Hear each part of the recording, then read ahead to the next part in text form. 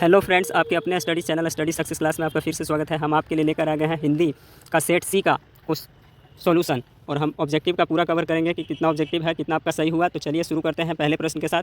तो पहला प्रश्न है हमारा दोस्तों कि सुमित्रानंद पंत किस वाद के कवि हैं। तो यहाँ जैसा कि ए ऑप्शन मारा गया है और बिल्कुल सही है, छायावाद के कवि हैं। आपका दूसरा प्रश्न है कि हिरोशिमा शीर्षक पाठ के रचनाकार कौन है। तो हिरोशिमा शीर्षक पाठ के रचनाकार जो हैं वे हमारे सुमित्रानंद पंत हैं, जो राइट आंसर है। अगला क्वेश्चन है दोस्तों कि निम्न में कौन कवि आदिवासी लोक कविताओं के भी अनुवादक हैं। तो ये क्वेश्चन नहीं बनाया गया है, जैसे कि हम लोग छोड़ देंगे अभी। और अगला प्रश्न देखेंगे कि नेमत शब्द का अर्थ क्या है। तो नेमत शब्द का अर्थ जो होता है दोस्तों ईश्वर की देन। यहाँ पे नहीं मारा गया है लेकिन हम लोग मार देते हैं। अगला प्रश्न है आपका कि उदात्त शब्द का अर्थ क्या है। उदात्त शब्द का अर्थ जो होता है दोस्तों उन्नत होता है। तो या ये से हमारा 5 प्रश्न हुआ। अगला प्रश्न जो है वो छठा प्रश्न है हमारा दोस्तों कि स्यानप शब्द का अर्थ क्या है। तो चतुराई, जैसा कि हमारा नहीं गया है लेकिन हम लोग मार देते हैं। अगला है गुरु नानक को किस मुगल सम्राट से मुलाकात हुई थी। तो गुरु नानक को जो है वो आपका अकबर से मुलाकात हुई थी दोस्तों, अकबर से। और अगला है हाटक देखो हूँ भरा बसे अंग्रेजी माल। ये जो है आपका प्रेमघन द्वारा लिखा गया है, स्वदेशी चैप्टर का है दोस्तों। अगला है हस्तलिपि किसे कहते हैं, मतलब हाथ के द्वारा जो लिखावट होती है ना उसे हस्तलिपि कहते हैं दोस्तों।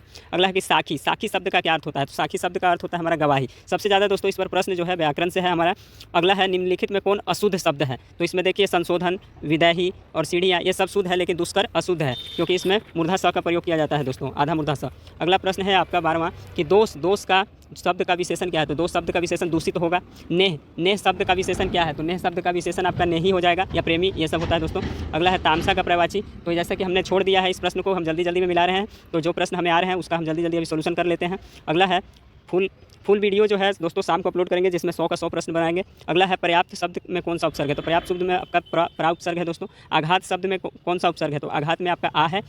अगला प्रश्न है आपका 18वां प्रश्न दोस्तों कि कुपात्र शब्द में कौन सा उपसर्ग है। तो आपका कु उपसर्ग है दोस्तों। अगला है लुटिया शब्द में कौन सा प्रत्यय है। तो लुटिया शब्द में ईया प्रत्यय है, ईया हर सही वाला होगा। निम्न में कौन पंचमाक्षर है। पंचमाक्षर का मतलब होता है कि 5वां अक्षर, तो आपका तवर्ग न है। उसके बाद है अगला कि त्र किन वर्णों के मेल से बना है। तो त्र जो है त हलंत जोड़ र के मेल से बना है।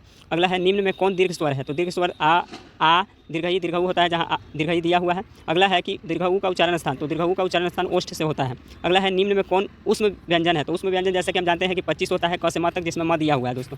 चलिए अगले प्रश्न के साथ चलेंगे। जो प्रश्न हमसे अभी बन पा रहा है जल्दी में वो प्रश्न बना दे रहे हैं, बाकी का फुल वीडियो बाद में अपलोड करेंगे शाम तक। अगला है रसखान किस छंद के सिद्ध थे। तो सवैया छंद के सिद्ध कवि हैं। उसके बाद है अगला है आपका, इसको छोड़ देंगे। अगला सीधे देखेंगे 30 नंबर क्वेश्चन कि सुमित्रानंद पंत की माता का नाम। तो सुमित्रानंद पंत की माता का नाम सरस्वती देवी था। अगला है रामधारी सिंह दिनकर का जन्म कहाँ हुआ था। तो रामधारी सिंह दिनकर का सिमरिया बेगूसराय बिहार में हुआ था दोस्तों।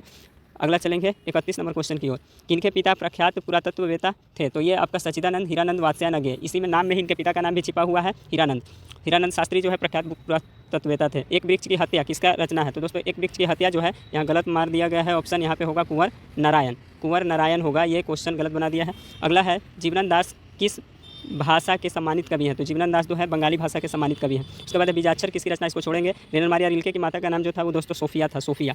अगला है जिगीविसा का शब्द अर्थ क्या होता है। तो जिगीविसा का मतलब होता है जीने की इच्छा या जीने की लालसा। उसके बाद अगला प्रश्न के साथ चलेंगे 38 नंबर प्रश्न कि बाबा साहब भीमराव अम्बेडकर का जन्म किस परिवार में हुआ था। तो बाबा साहब भीमराव अम्बेडकर का जन्म दलित परिवार में हुआ था, जैसा कि महार जाति से थे। महात्मा गांधी का निधन जो है 30 जनवरी 1948 ईस्वी को हुआ था। अगला है बिस्मिल्लाह खां 80 बरस से क्या प्रार्थना, बस सुर मांगते थे दोस्तों, सुर। उसके बाद है फुफेरा शब्द में कौन सा प्रत्यय है। तो फुफेरा में एरा प्रत्यय है आपका प्रत्यय, जैसा कि लास्ट में जुड़ता है। बनाकू शब्द में कौन सा प्रत्यय है दोस्तों। तो इसमें आकू प्रत्यय हो जाएगा। अगला है मानवता किस शब्द का उदाहरण है, इसको छोड़ देंगे, अभी थोड़ा कंफ्यूजन लग रहा है इसमें। खलिहान किस शब्द का उदाहरण है। तो खलिहान जो आपका देशज है, जिसका निर्माण देश के अंदर हुआ है। चलेंगे अगले प्रश्न के साथ। अगला प्रश्न है खटास किस संज्ञा का उदाहरण है। तो खटास भाववाचक संज्ञा का उदाहरण है। अगला है निम्न में कौन व्यक्तिवाचक संज्ञा है। तो आपका दानव व्यक्तिवाचक संज्ञा है। सांप का स्त्रीलिंग क्या होगा। तो सांप का स्त्रीलिंग सर्पी होता है दोस्तों, सर्पी। उसके बाद है निम्न में कौन शब्द पुल्लिंग है। तो इसको छोड़ेंगे, अभी थोड़ा कंफ्यूजन लग रहा है। हिंदी में कुल कितने सर्वनाम है। तो सर्वनाम की संख्या 6 है। दाल में कुछ है, अनिश्चयवाचक कुछ है, दाल में कुछ है फिक्स नहीं है क्या चीज़ है, अनिश्चयवाचक सर्वनाम होगा। अगला प्रश्न है आपका कि निम्नलिखित में कौन शब्द विसर्ग संधि का उदाहरण है। छोड़िए इसको, कंफ्यूजन है दोस्तों। अगला है उपजोड़ इच्छा से उपेक्षा शब्द का निर्माण होता है। नारायण में नार जोड़ आयन होगा, ये गलत मारा हुआ है दोस्तों, इसलिए वहाँ बड़ा टिक किया हुआ भी है। उसके बाद है तद्धित शब्द का संधि विच्छेद, तद्धित का तत् जोड़ हित होगा, ठीक है। अगला है कि राह खर्च शब्द का समास विग्रह, राह के लिए खर्च चतुर्थी है, चतुर्थ उसके बाद है संप्रदान है, मतलब कि अगला है शरणागत, इसको छोड़ देंगे, अभी कन्फ्यूजन है। अगले प्रश्न की तरफ चलेंगे कि समक्ष, ये भी छोड़ेंगे। अगला है सीधे सीधे आप 59 नंबर प्रश्न को देखेंगे, गर्दन पर सवार होना मुहावरे का अर्थ, तो पीछा ना छोड़ना, ठीक है। उसके बाद है होनहार वीरवान के होते चिकने पातलों उक्तियों का अर्थ, तो होनहार के लक्षण पहले से ही दिखाई पड़ते हैं, सी ऑप्शन बिल्कुल सही है। उसके बाद है यह घर नवीन का है, ये सर्वनामिक विशेषण है क्योंकि यह यहाँ सर्वनाम है और सर्वनाम की विशेषता बतला रहा है। उसके बाद अगला है थान भर कपड़ा, परिमाणवाचक है, थान भर मतलब परिमाण, माप तौल का मात्रक है थान। उसके बाद है अगला कि 64 नंबर प्रश्न को देखेंगे कि निम्न में कौन वाक्य अकर्मक क्रिया, अकर्मक का पहचान है, क्या लगा के पहचान करते हैं, प्रेमा क्या सोती है, क्या का कोई अर्थ नहीं, अकर्मक क्रिया नहीं आ रहा है, इसके साथ कर्म नहीं आ रहा। खरगोश बिल से बाहर निकला, यहाँ जुदाई हो गया बिल से, तो ये आपका अपदान कारक।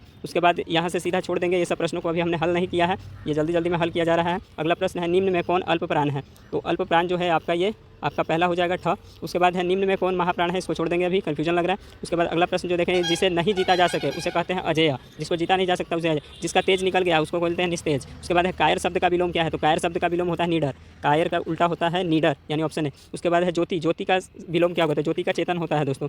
उसके बाद है अगला प्रश्न, यहाँ से छोड़ देंगे, अगला प्रश्न को देखेंगे, तो अगला प्रश्न है हमारा पुष्प, पुष्प का प्रवाची, तब प्रसून होता है पुष्प का प्रवाची, सरस्वती का प्रवाची, तो ये कन्फ्यूजन है, इसको छोड़ देंगे दोस्तों। अगला है घर का प्रवाची, तो गेह होगा। निम्नलिखित में कौन शुद्ध शब्द है, तो देखिए ऐसा कि इसमें कन्फ्यूजन है थोड़ा सा, इसको छोड़ेंगे। जो अभी बन रहा है जल्दी जल्दी में वही बनेगा। निम्नलिखित में कौन शुद्ध शब्द है, इसमें वाहिनी शुद्ध शब्द है क्योंकि कृत्रिम लिखने का तरीका गलत है। सूरज में दीर्घऊ होता है, धुआं में हर्षऊ होता है। अगला है नौकर की कमीज किसकी रचना है, यह हमारा कन्फ्यूजन है, बुक का है।